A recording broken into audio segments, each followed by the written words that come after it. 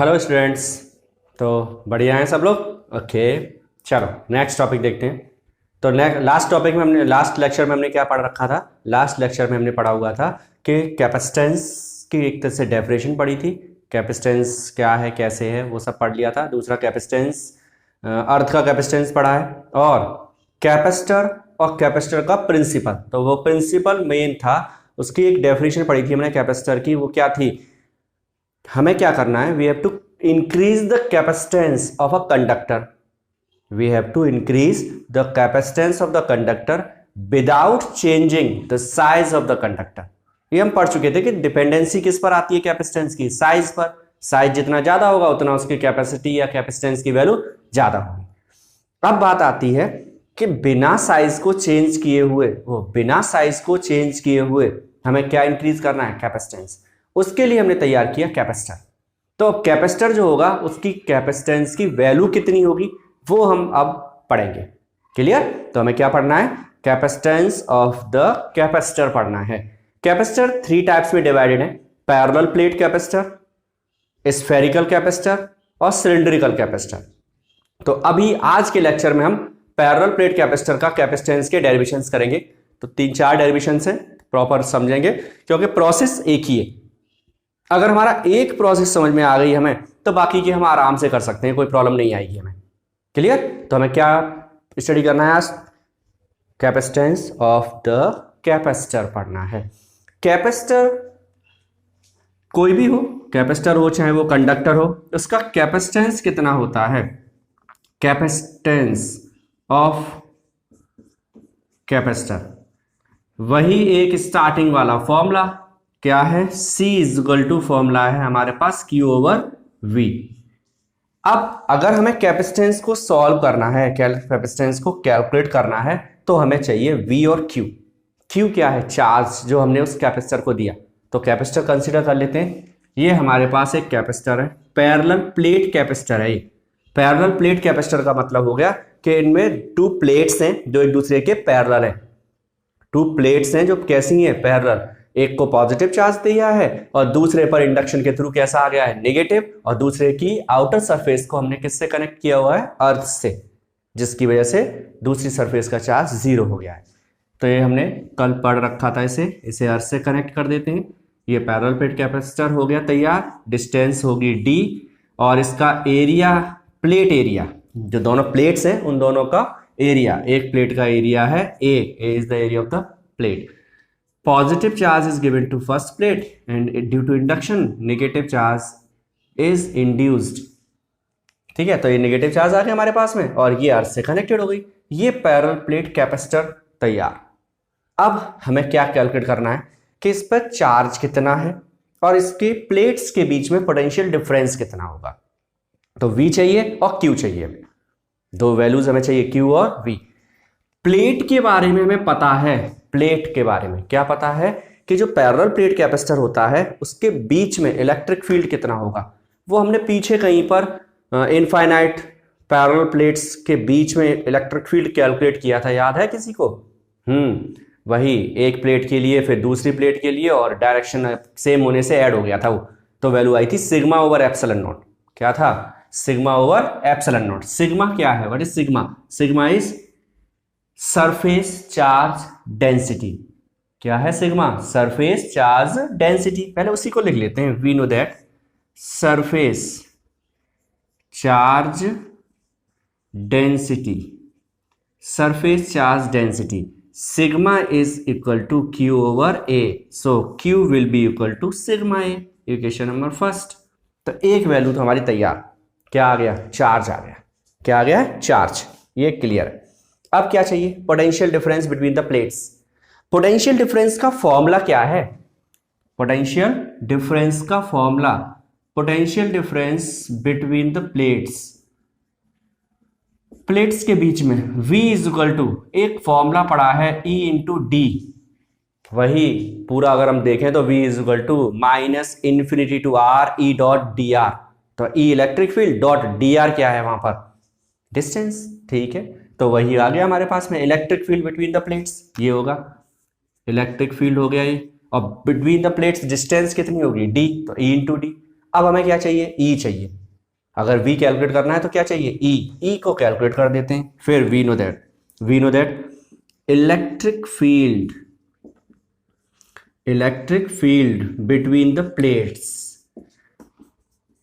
Plates के बीच में इलेक्ट्रिक फील्ड कितना है, सिग्मा अपॉन एप्सिलॉन नॉट है। इक्वेशन नंबर सेकंड, ई आ गया, ई को यहां पुट कर दो, E sigma upon epsilon naught into D, ये क्या है, V. Equation number third, so capacitance of the capacitor will be Q over V. C, Q की वैल्यू बताओ, sigma A is the value of Q and V is sigma upon epsilon naught into D. कुछ cancel हो रहा है, हाँ, sigma से sigma गया, epsilon not कहाँ आएगा, ऊपर ले आओ ऊपर। सी की वैल्यू आ गई epsilon not A over D. It is the formula of capacitance for a parallel plate capacitor. अभी एक बात छुपी हुई है, वो क्या,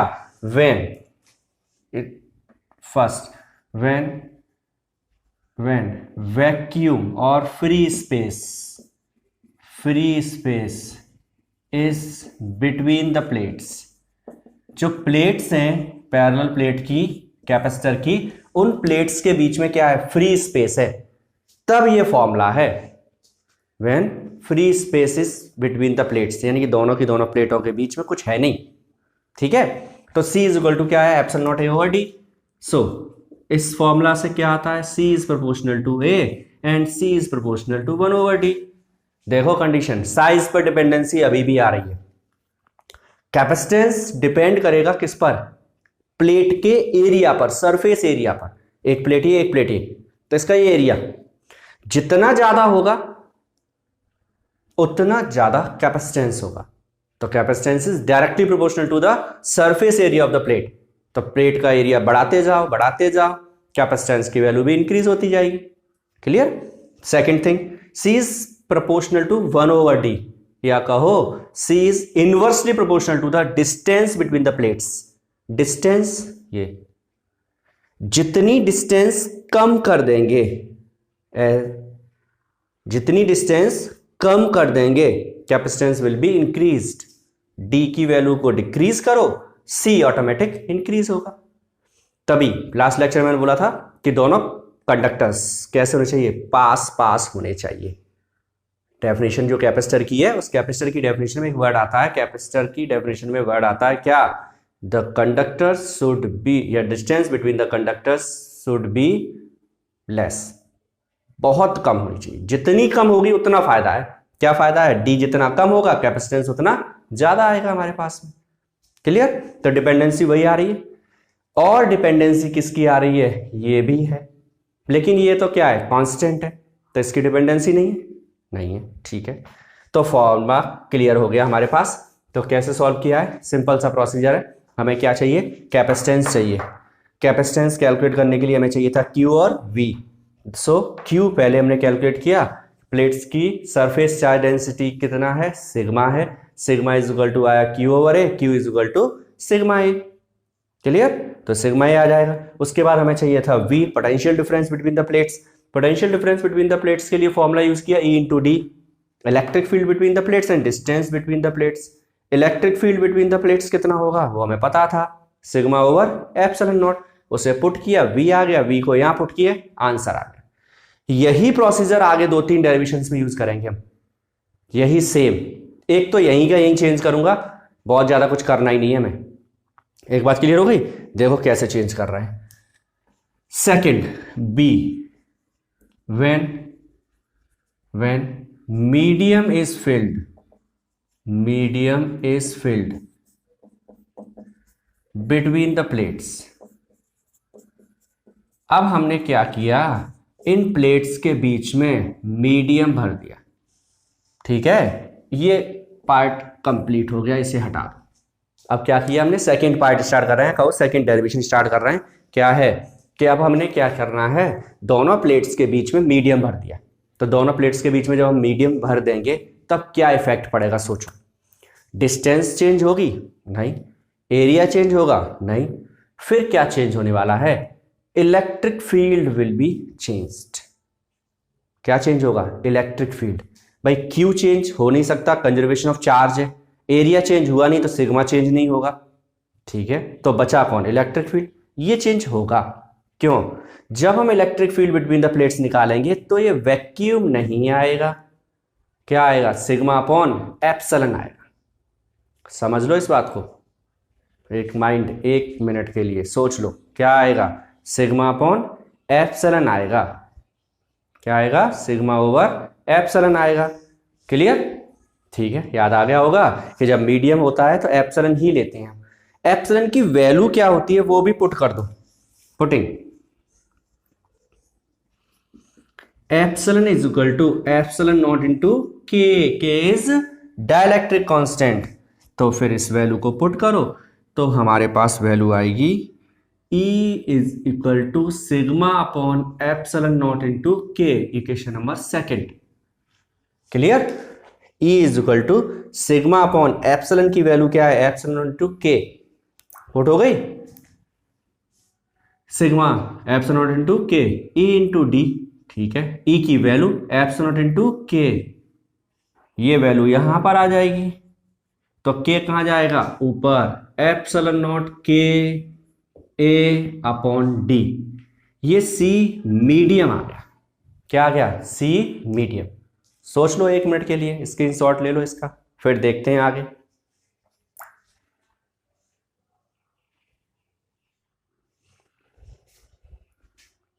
हो गया क्लियर?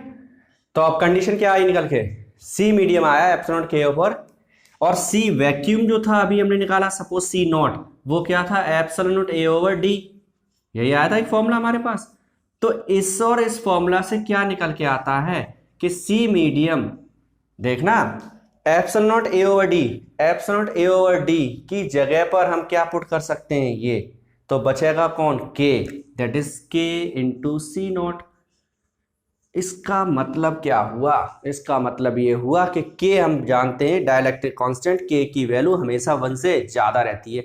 जब के हमेशा 1 से ज्यादा होगा तो इसका मतलब क्या हुआ कि C medium will be always greater than C not, कि सी मीडियम हमेशा सी नॉट से ज्यादा मिलेगा। क्यों मिलेगा? क्योंकि के जैसे 2 हुआ तो 2 टाइम्स आएगा, 80 हुआ तो 80 टाइम्स आएगा। क्लियर है? तो मतलब कैपेसिटर जो होगा, उस कैपेसिटर की प्लेट्स के बीच में अगर हम डाइलेक्ट्रिक मीडियम भर देंगे तो कैपेसिटेंस बढ़ जाएगा। तो कैपेसिटेंस क्या होगा? बढ़ जाएगा। कितने टाइम्स बढ़ जाएगा? के टाइम्स। इस पॉइंट को लर्न कर लो बहुत ढंग से, न्यूमेरिकल्स में बहुत यूज होगा ये। कैपेसिटर की प्लेट्स के बीच में अगर हमने डाइलेक्ट्रिक मीडियम भरा तो कैपेसिटेंस के टाइम इंक्रीज होगा, कंफर्म। कितने टाइम इंक्रीज हो रहा है? के टाइम। बाकी डिपेंडेंसी सब वही। क्लियर? तो ये दूसरा डेरिवेशन भी कंप्लीट हुआ। सेम प्रोसीजर फॉलो किया, कुछ नहीं।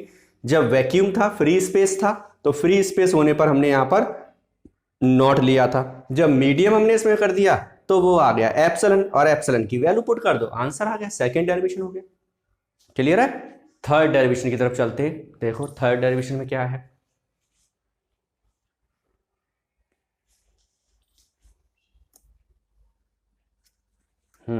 देखो थर्ड डेरिवेशन को पहले नोट कर दें क्या है।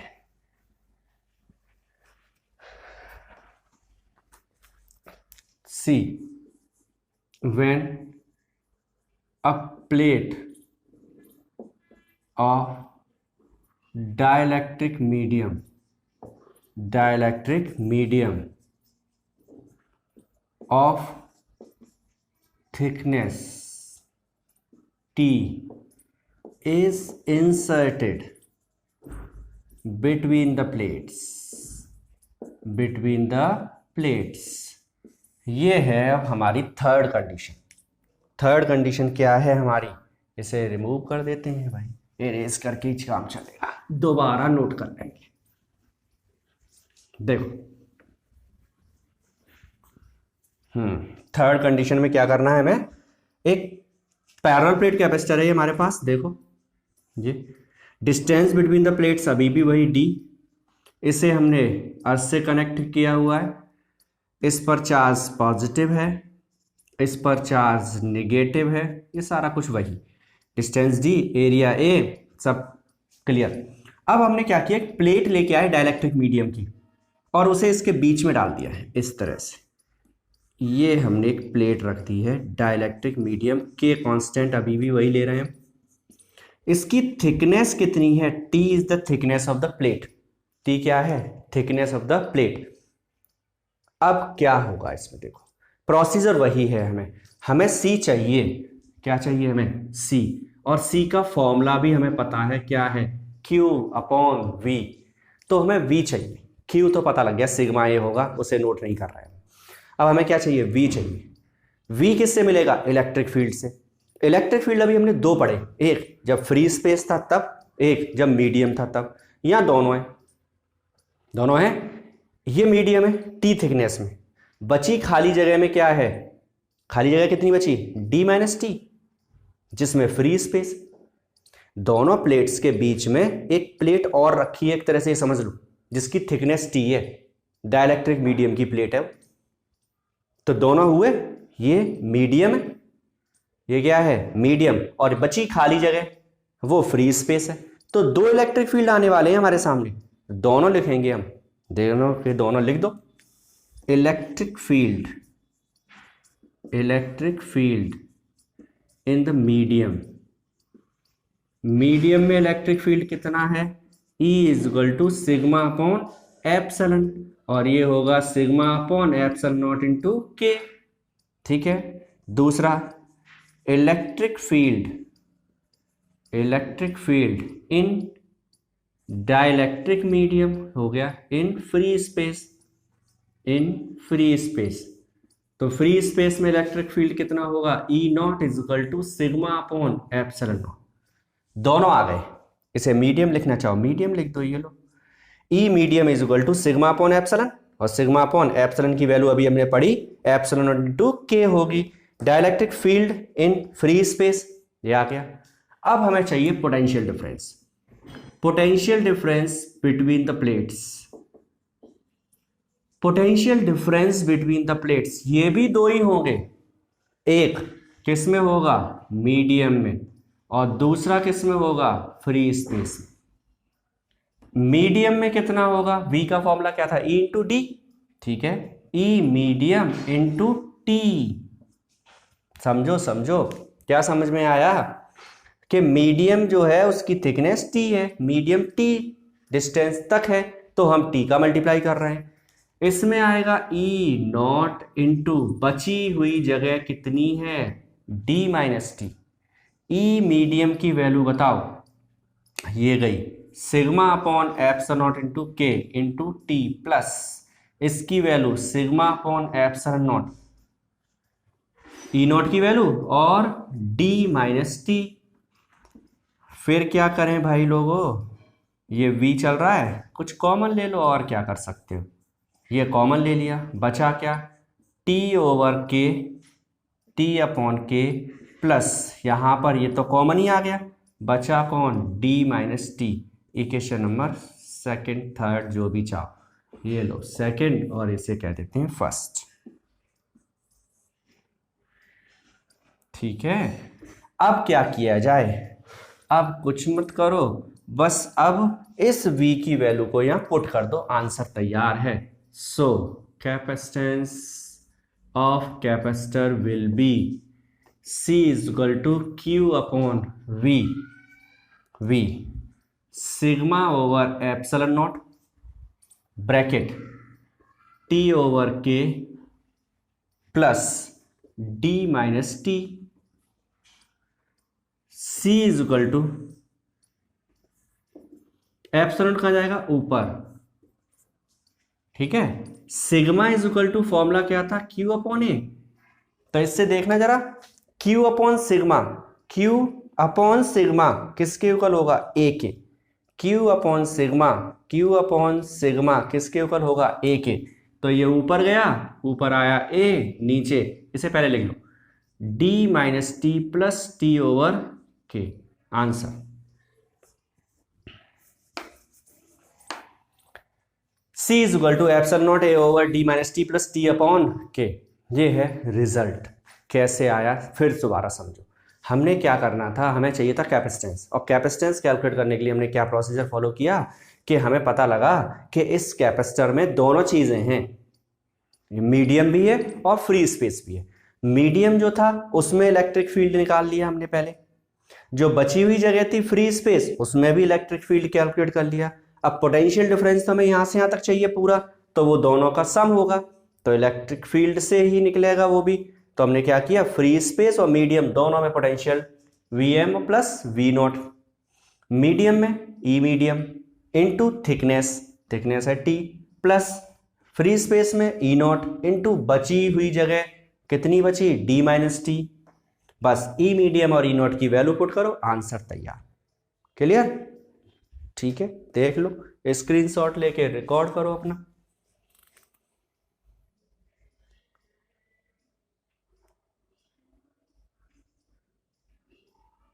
हो गया स्क्रीनशॉट? ओके, तो ये क्लियर हो गया।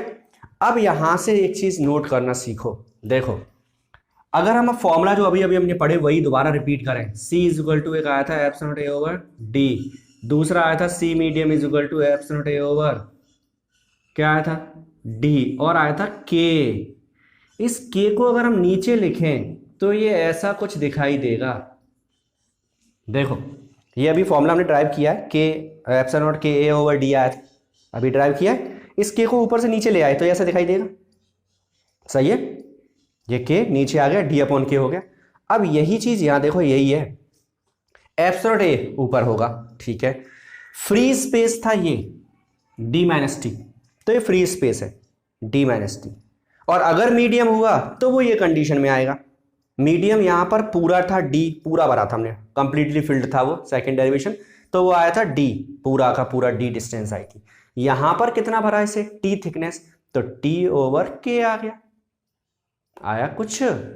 हाँ, मतलब फ्री स्पेस जो होगा वो डिस्टेंस आएगी, और मीडियम जो होगा उसमें डिस्टेंस अपॉन डाइलेक्ट्रिक कांस्टेंट आएगा नीचे। ऐसा प्रोसेस सा एक बन गया, या कहो एक सिस्टम बना लिया हमने कि हाँ अब अगर हमें कहीं दिखाई देगा तो हम ऐसा कर देंगे। समझ में आ गई? एप्सिलॉन A तो ऊपर आएगा ही आएगा, नीचे क्या आएगा, अगर फ्री स्पेस है तो फ्री स्पेस की डिस्टेंस, और अगर दोनों हैं तो फ्री स्पेस की distance plus distance upon dielectric constant, distance upon dielectric constant D over K जो भी होगा। इस बात को समझने के बाद फिर चेक करते हैं कि ये बात समझ में आई कि नहीं आई। देखो समझो और बताओ। एक हमने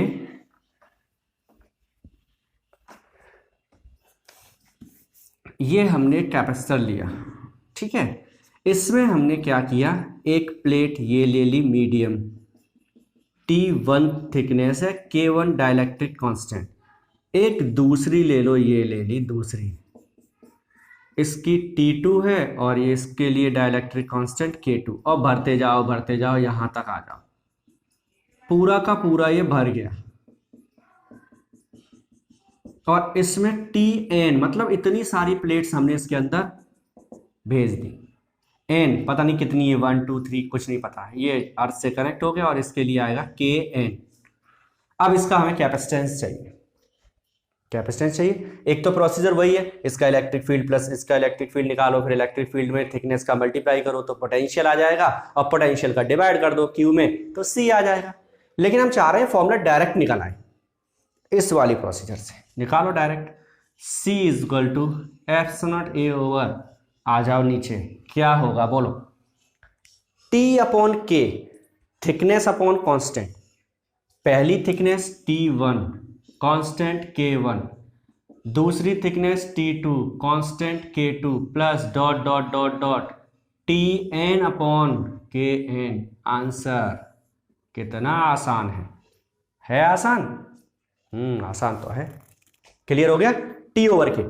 अगर कहीं बाई चांस एक और चेक करते हैं, देखें कुछ कर पा रहे हैं कि नहीं कर पा रहे हैं, वो भी चेक करते हैं।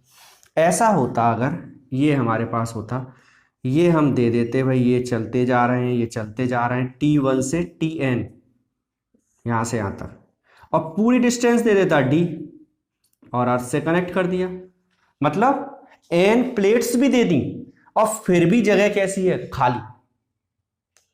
समझो, इसमें पूरा भर दिया है n प्लेट से। अब इसमें n प्लेट्स भी दे दी और खाली भी जगह है, फ्री स्पेस भी है यहां पर। अब इस कंडीशन में क्या होगा, इन दिस कंडीशन ये तो यही रहेगा।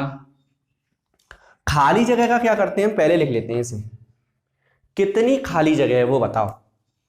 d टोटल थी, उसमें से t से tn तक भरी है, t1 plus t2 plus dot dot tn। इस बात को पहले समझ लो तब आगे लिखेंगे। खाली जगह सबको दिखाई दे रही है, इतनी है। टोटल डिस्टेंस d है, फिर t1 t2 t3 t4 tn तक प्लेट्स भरी हैं, तो टोटल में से tn जो डिस्टेंस है t1 से tn तक की टोटल डिस्टेंस को माइनस कर दो, बचेगी ये। बच गई, सही है, बच गई। अब फिर क्या आएगा, फिर तो पुराना वाला ही आएगा। एक एक करके लिखते जाओ, t1 upon k1 plus t2 upon k2 plus dot dot कहाँ तक, tn upon kn। This is the answer. इतना बड़ा सा आ रहा है ना, बड़ा सा है लेकिन है कुछ नहीं। बस करना क्या है, एप्सिलॉन नॉट a अपॉन नीचे आएंगे, फ्री स्पेस की जगह लिख दो अगर है तुम्हारे पास तो, नहीं है तो छोड़ दो। और मीडियम अगर है तो t अपॉन k लिखो, नहीं है तो छोड़ दो। ये है कैपेसिटर, पैरेलल प्लेट कैपेसिटर। देख लो दोनों फॉर्मूला।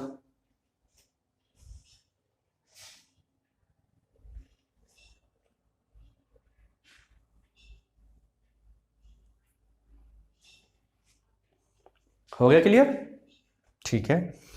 अच्छा, एक फॉर्मूला खुद करके बताएंगे आप लोग।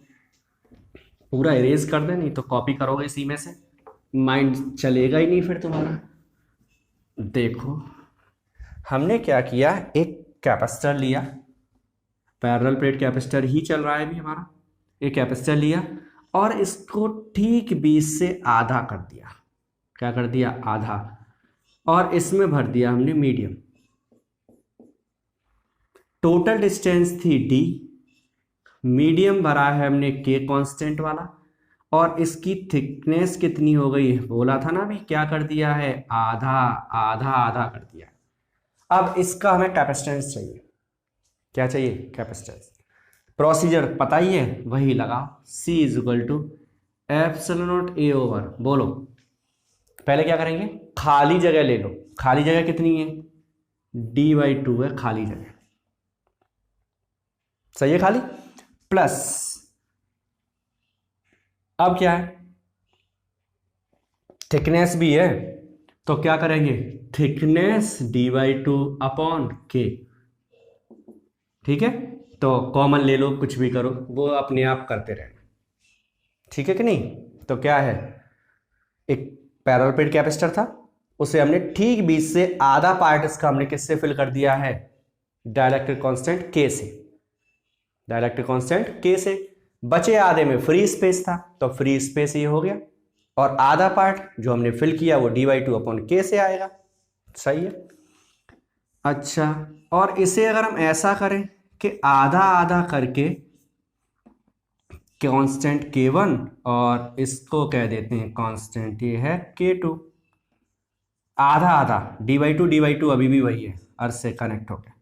तो बताओ फॉर्मूला क्या होगा, C is equal to epsilon not a over, बोलो, हाँ हाँ बोलो, इसके लिए चले, क्या होगा, d/2 अपॉन k1 पहला वाला पार्ट, प्लस दूसरा d/2 upon k2, epsilon not a over d/2 लिया common, 1 upon k1 plus 1 upon k2 आ जाएगा, ठीक है कि नहीं। तो ये किसकी वैल्यू आ जाएगी, कैपेसिटेंस की। इसमें एक और क्वेश्चन बन सकता है कि अगर मीडियम फिल जो हमने किया उसकी टोटल अगर कंडीशन की जाए कि k कांस्टेंट है, डाइलेक्ट्रिक कांस्टेंट है, तो उसमें रिलेशन निकालो, तो पूरा k कंप्लीट करके d डिस्टेंस लेके इसे सॉल्व भी कर सकते हैं। वो क्वेश्चन आएगा तब बता देंगे कैसे आएगा, अभी फिलहाल पार्ट करना सीख लो बस। तो फ्री स्पेस होगा तो वो डिस्टेंस आएगी नीचे, और प्लस अगर वो मीडियम होगा तो थिकनेस अपॉन डाइलेक्ट्रिक कांस्टेंट आएगा। कितने पार्ट कर रहा है, कैसे कर रहा है, वो क्वेश्चन खुद बोलेगा, उसके हिसाब से हम पार्ट करते जाएंगे इसके। क्लियर। तो ये हुआ पैरेलल प्लेट कैपेसिटर का पूरा टॉपिक, ठीक है। Thank you.